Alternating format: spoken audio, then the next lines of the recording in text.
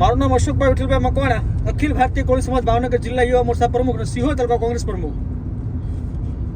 સિહોર તાલુકાના પીપળી ગામે કોળી સમાજના જે આર્મી મેન જવાનનું જે મકાન પાડવાવાળી જે ચર્ચાઓ અને ટીડીઓ, ભાજપના એજન્ડા જે ટીડીઓ છે એના દ્વારા જે પાડવાની નોટિસો અને સરપંચ દ્વારા પાડવાની જે નોટિસો આપવામાં આવી છે એના અનુસંધાને આજે અમો ગાંધીનગર ખાતે ભૂપેન્દ્ર પટેલની મુલાકાતે ગયા અને ત્યાં રજૂઆતો કરી છે.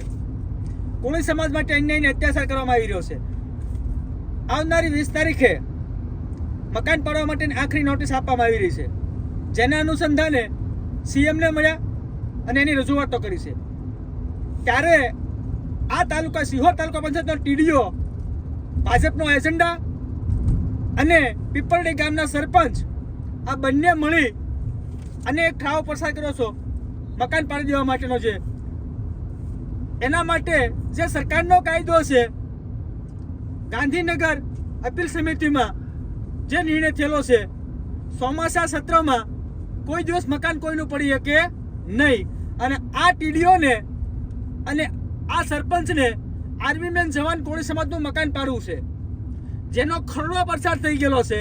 એ ખરડો કઈ તારીખે પસાર થયેલો છે એ તમને વંચાવું. તારીખ 1/11/2021 ઠરાવ નંબર 7. એ ઠરાવ નંબર 7 ની અંદર સ્પષ્ટ શબ્દમાં લખેલું છે કે ચોમાસા દરમિયાન કોઈનું મકાન પાડી શકાય નહીં, પણ આ ટીડીઓ સોરના દીકરાને આ મકાન પડાવવું છે, કોળી સમાજના આર્મી મેનનું મકાન પડાવવું છે.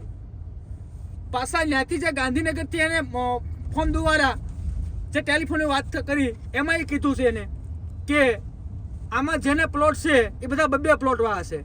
ના, રિયલ નથી. રિયલ પ્લોટ કુલ 19 જણાની નોટિસ ફટકારી છે, એમાં માંગણીદારો માત્ર ને માત્ર 12 છે.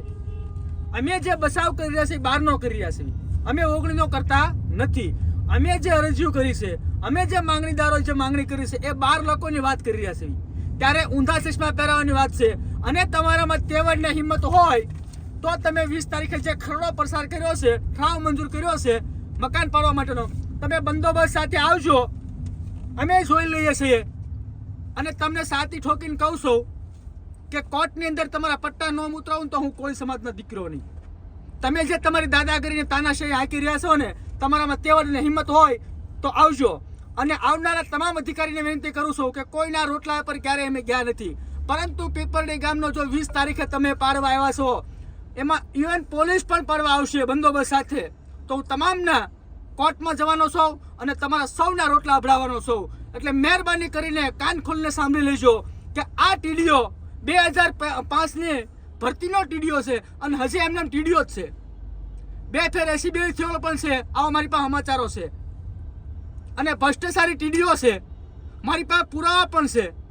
આ ટીડીઓ કેટલો ભ્રષ્ટાચાર કરે છે અને સિહોરનો જે વિકાસ અટક્યો છે એ માત્ર ને માત્ર આ ટીડીઓના કારણે અટક્યો છે. એટલે તમામ અધિકારીઓને વિનંતી કરું છું કે 20 તારીખે બંદોબસ્તમાં આવો કે જે હુકમ કરીને આવો એ તમારી તૈયારી સાથે આવજો.